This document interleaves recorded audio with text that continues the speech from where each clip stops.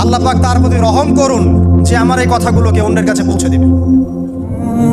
নবীজির ভাষণ। এরপর নবীজি বলছেন, জেনে রাখো নিশ্চয়ই তোমাদের পরস্পরের, মুসলিমদের পরস্পরের সম্পদ, পরস্পরের রক্ত, পরস্পরের এই যে জান মাল ইজ্জত, এগুলো একে অপরের জন্য হারাম।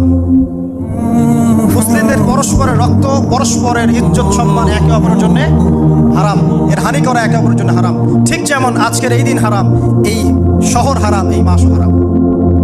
নবী করিম সাল্লাল্লাহু আলাইহি ওয়াসাল্লাম বলছিলেন, জেনে রাখো তিনটা বিষয়ে যেন তোমাদের অন্তর কখনো খেয়ানত না করে। তিনটা বিষয়ে তোমাদের অন্তর যেন কখনো খেয়ানত না করে।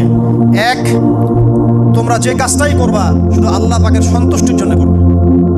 তোমরা যে কাজই করবে শুধু আল্লাহর সন্তুষ্টির জন্য করবে। তোমাদের শাসক বর্গের কল্যাণ কামনা করবে। তোমাদের শাসক বর্গের কল্যাণ কামনা করবে। 3 নাম্বার, মুসলিমদের জামাতকে আঁকড়ে ধরে রাখবে।